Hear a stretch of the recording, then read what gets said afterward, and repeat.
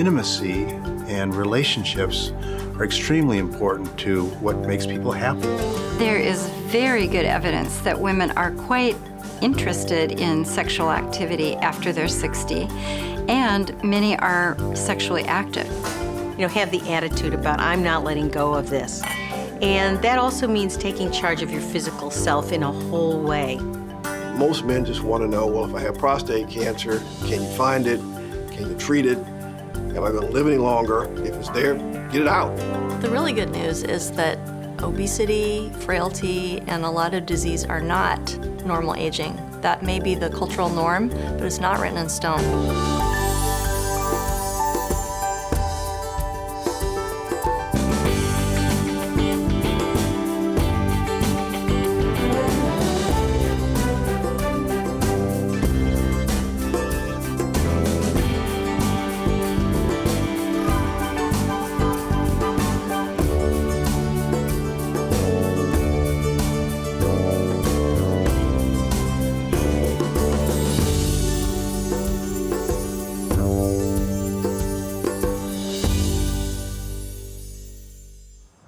Hello, I'm Ron Reagan. Everything about aging is changing. Research is filled with new information about how to age and who does it well. But even if 60 is the new 40, as many would like to believe, growing older still presents some undeniable challenges. Menopause and its male counterpart, andropause, are the physical segues of aging, impacting sexual function and lifestyle. Yet seniors are healthier than ever with clear enthusiasm for a continued active sex life. With medical advances broadcast daily, what applies to the baby boomers' sexuality? Can this new generation of older adults maximize their sexual selves while minimizing the inevitable physical realities? There's more to talk about. There's more to support each other in. There's more reassurances necessary because there's things that each person is noticing is not as automatic and not as culturally beautiful perhaps as it was before. Might take her longer to have an orgasm. It might take him longer to have an orgasm. They might not have orgasms and it doesn't mean anything. He might need help getting excited. She might need to be having more foreplay. All of this stuff is just change. It's part of the normal aging process, but we have so many ways now to sort of cheat that aging process and still enjoy our sexuality a lot, but only if we can acknowledge it and deal with it and talk about it.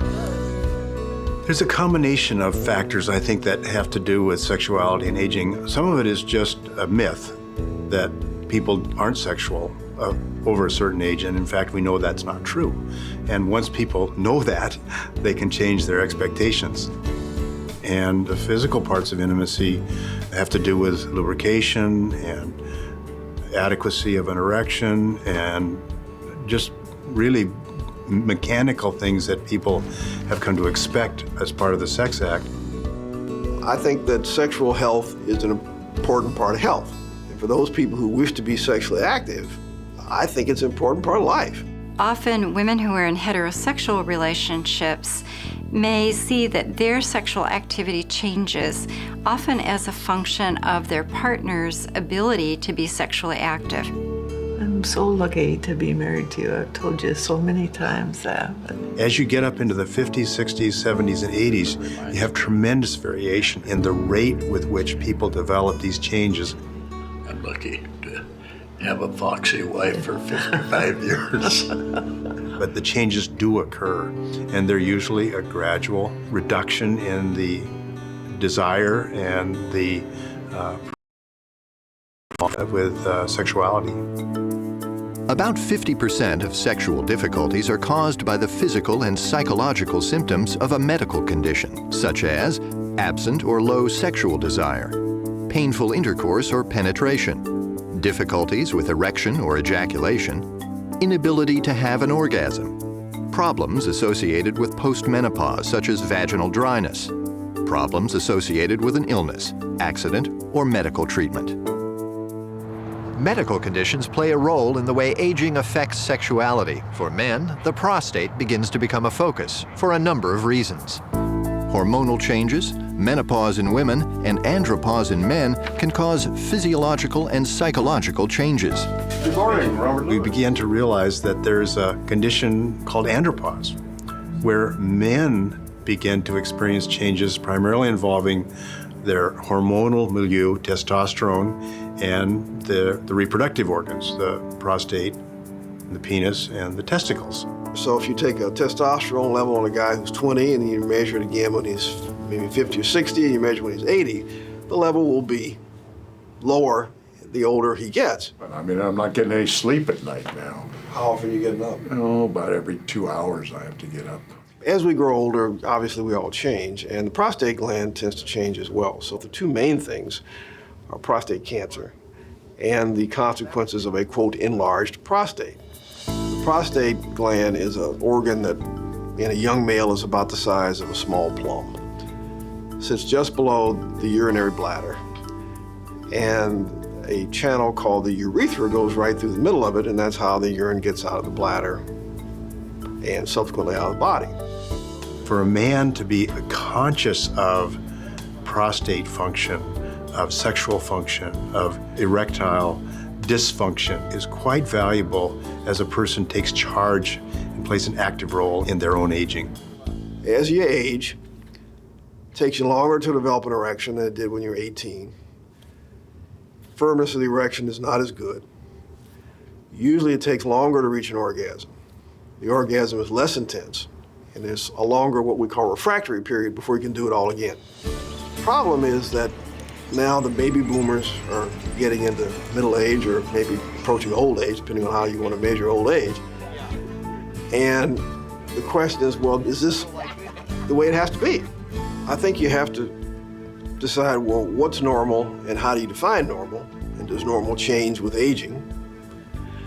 Secondly, in order to have, quote, normal sexual function, close quote, you have to have certainly three things, and I think four, to have it work properly.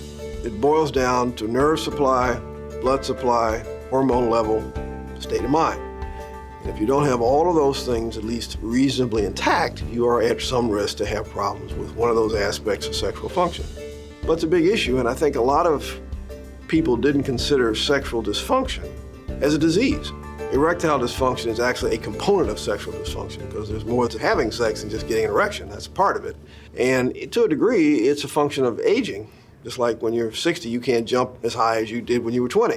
Does that mean that you're ill? Not necessarily. It just may mean that you're 60 and the body changes. But I think that's now much more of an issue that men are willing to talk about. It's really hard to say, well, dear, let's talk about our sex life. So, I mean, I think that's probably one of the most difficult things to do, and probably one of the most important. That's something you can do something about.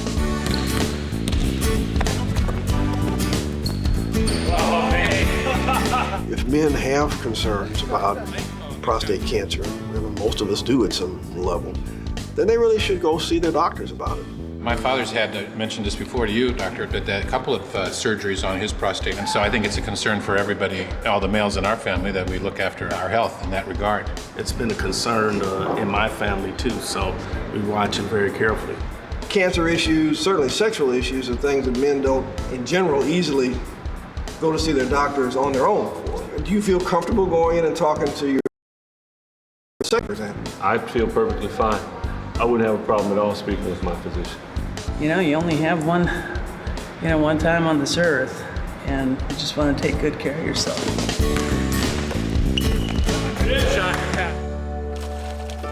Andropause and the decrease in testosterone has its signature symptoms that affect sexuality as we age.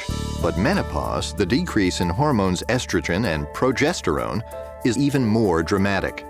There are many changes that occur in a woman's body during the transition to menopause. It's probably a matter of 5 to 7 years, depending on how quickly a woman experiences this.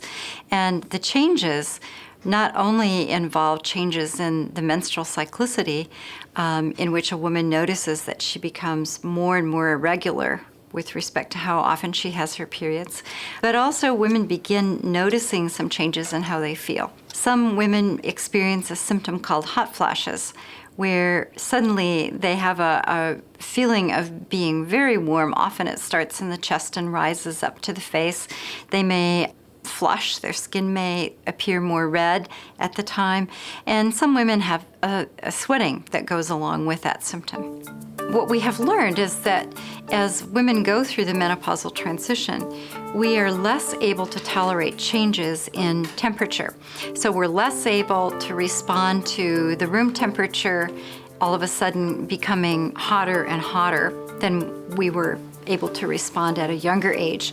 And many women have learned to dress in layers as a way of dealing with this, because when you can't change the room temperature, you can change your body temperature by changing what you're wearing. There are studies on the efficacy of a relaxation kind of yoga, restorative yoga, on the severity and intensity of hot flashes. One set of investigators has looked at using a technique that is called paced respiration. So in other words, breathing in very slowly and deeply, and then exhaling very slowly and deeply. Diaphragmatic breathing will slow your heart rate down. It triggers your parasympathetic nervous system, which tells your body, relax, chill out, and your muscles will relax. The functions of cellular repair and digestion start to work again. So some women are learning to control their hot flashes simply by their breathing and using this breathing technique. Breathing deeply is a really powerful tool to know how to do. And you can take it with you anywhere, It's literally right under your nose. The pros and cons for using hormone therapy are complicated. Estrogen is probably the most effective medication that women can use for managing severe hot flashes. But at the same time, the Women's Health Initiative study revealed that women who use hormone therapy are at greater risk of heart disease than women who do not.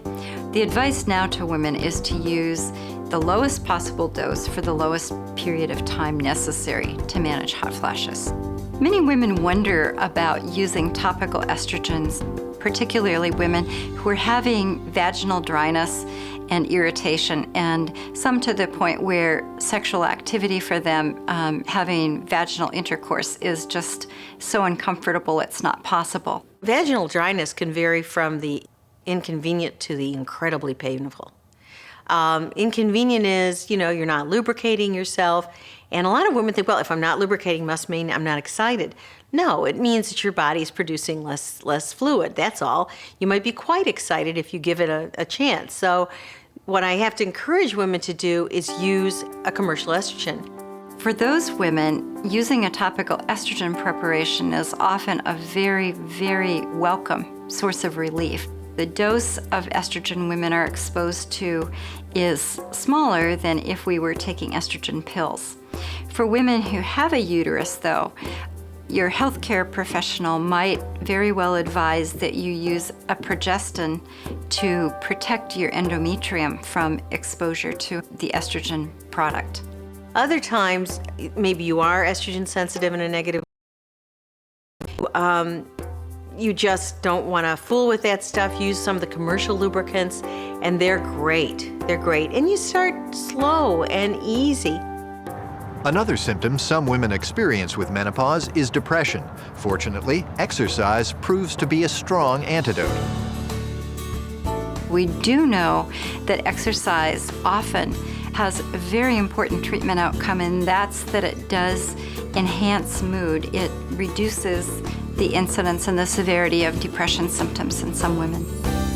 One of the things that we believe happens is that the beta endorphins in the brain are chemicals that are stimulated by exercise. So when people experience the runner's high, that's probably a biochemical response in the brain. And so this is probably the mechanism that is responsible for enhancing mood. And the more that we're learning about hot flashes, we're also learning that hot flashes are affected by some of the same chemicals. Serotonin is one example that also influences mood. So there may be a common pathway by which our biochemistry influences our mood and influences whether or not we have hot flashes. The good news is, despite the changes that occur in menopause and andropause, men and women both benefit from practices that support strong physical and sexual health. A well-rounded exercise program includes endurance, strength, balance, and flexibility. Be sure to get at least 30 minutes of activity that makes you breathe hard on most or all days of the week.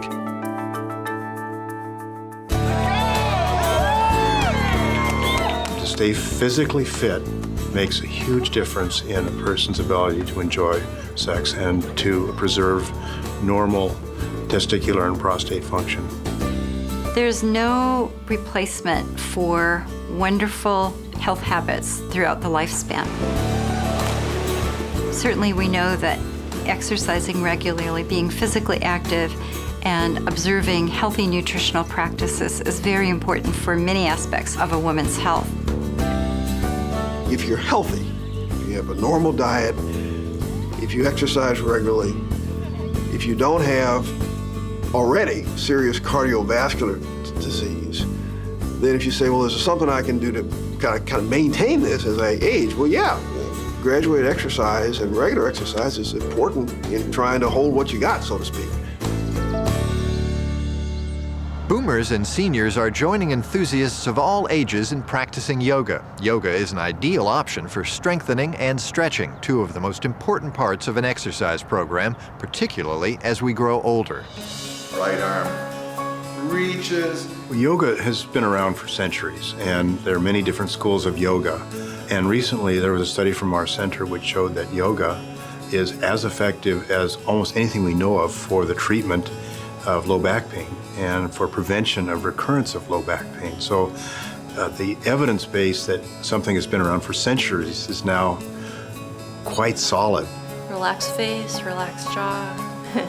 When we are faced with stress, our body clenches up, like our muscles get tight, our breathing changes, our pupils dilate, our palms get sweaty, and we're in a fight, what's called a fight or flight response. And that is great for jumping out of the way of an oncoming bus. But a lot of how we're living in our modern society is in this perpetual state, adrenaline state, stress state. And those are contributing factors to disease. So the way that yoga helps us handle stress is a big, big piece. As a physician and a scientist, I read the research results and I was astounded by the difference that yoga made for the people that practiced it in this randomized trial we did at our center. To protect your knees, make sure your knee tracks right over your ankle. So I was interested in the physical nature of it, the social nature, and then I think there's something, at least in the class that we take, that has a spiritual side to it, which is very interesting to me, is that sort of how do you combine this mind, body, spirituality in a way that doesn't artificially separate the three. when we're not, we lose muscle mass, we store fat more, our energy level goes down. In fact, fatigue builds on fatigue. If we're feeling tired and don't exercise, don't move, don't do what we can, we'll probably feel even more tired the next day. To live a long and healthy life, you need to eat right and exercise. I don't think anybody who's watching is gonna say, you know, oh my God, yoga lady. You're so right, I never even thought of that. I will eat less and exercise more, you know? So we know what to do. The interesting thing is why don't we do it? Another way to ensure that your yoga is safe is to be in a group that's like you. So if you're with a group of people who are 20-something and you're 50-something, you may be more likely to get into trouble than if you're in a group of 50-something-year-old men who are all like you. Uncurl, and the spine be rounded. And being in a group with others is really encouraging because you give each other that support and you each feel like you're making progress. But you just come as you are, you know? And a good yoga teacher will say, yay, here you are. And okay, and I'm gonna encourage you to go, you know, like this much further today.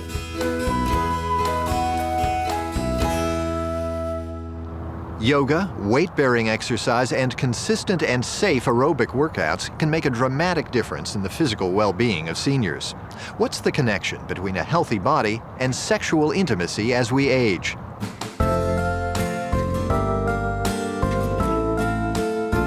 You know, it's sort of like people say, I have a heart problem. Well, they also have a circulation problem. They may have stress. I mean, we have a holistic approach to the body now, and sexuality isn't in some little black box that, you know, we untie or we tie and then it doesn't relate to anything else. You know, of course sexuality is part of our mood and part of our physical abilities, our overall health, our mental health. We're a package. It's all related. And it's the people themselves and the way they feel about each other and the bonds they create with each other that makes the sexuality all that much more interesting and pleasurable. It makes sense that if we're feeling good in our bodies, then we may feel more, you know, frisky. The intimacy does not have to occur solely by means of the traditional sexual intercourse, but can occur with all kinds of different methods of touching, and people discover this themselves and often don't have to be told.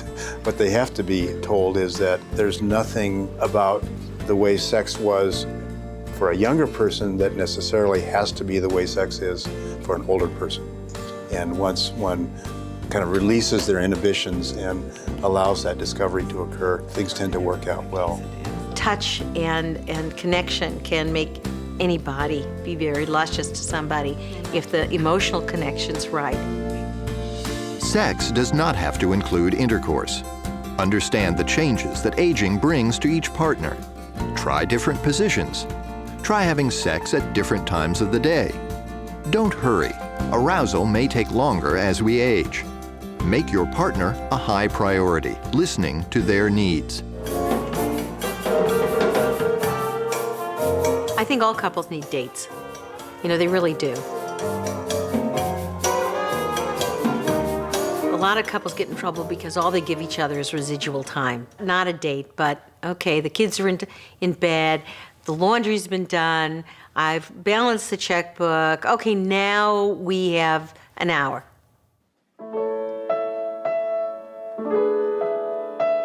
The sexual issues that surround aging aren't limited to couples. There's an explosion of online dating activity in people over 50, and the numbers are growing. Add the complications of andropause and menopause to the perils of herpes, AIDS, and STDs, and the quest for love or romance can become a daunting enterprise. There is a certain attenuation of lifespan statistics over 50, so people will be widowed. And for a lot of these people, if they weren't divorced early in life or they didn't lose a partner early in life, it's a huge shock to lose a life partner of 20. The fact is, if you've had a great partnership, it's hard not to want another one. So find yourself somebody to love right now and now. When you're dating, I think you have to have safety precautions at any age, which is to say, your first meeting, you meet in a public place, you do it in the middle of the day where you can get to your car safely. I mean, you just don't ever want to do anything private with someone you don't know. The other part is when you do get intimate with somebody, I think it's really important to realize that now condoms are absolutely necessary. And that's really hard because everybody over 50 grew up in a time where the big deal was pregnancy, maybe herpes, but not HIV.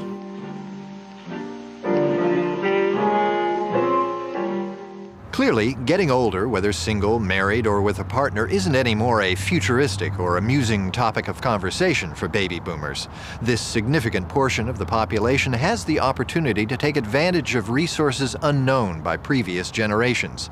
Much of what will guide their aging process is the consciousness of the collective group. Anti-war demonstrators protest U.S. involvement in the Vietnam War.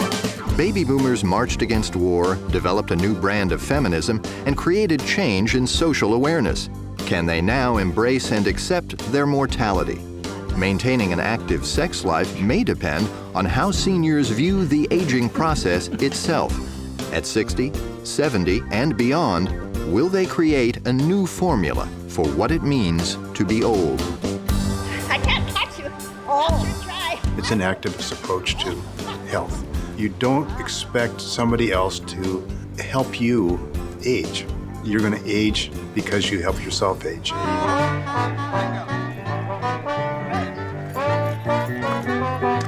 we all need a kind of vision of ourselves as vibrant, active people, so that as we age, we're getting the very best out of it that we can. We have these great minds that we can continue to use, and they'll stay great if we continue to use them. We can have great relationships if we continue to invigorate them. And so I think, to me, that's the art of aging, which is to do it the very best one can, as opposed to just sort of letting the fates take us where they will.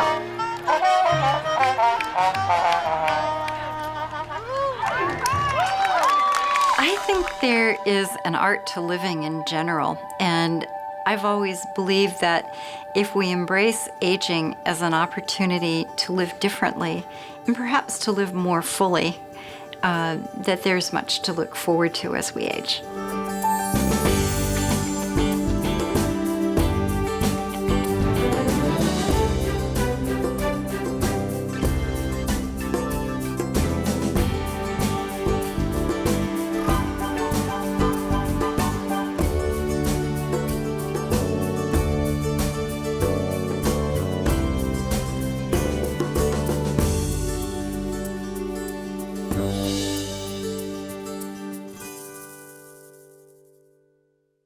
Funding for the Art of Aging was provided by the Development Fund of Group Health Center for Health Studies, a non-proprietary public interest research center devoted to transforming healthcare in the real world, and by University of Washington Health Sciences Administration.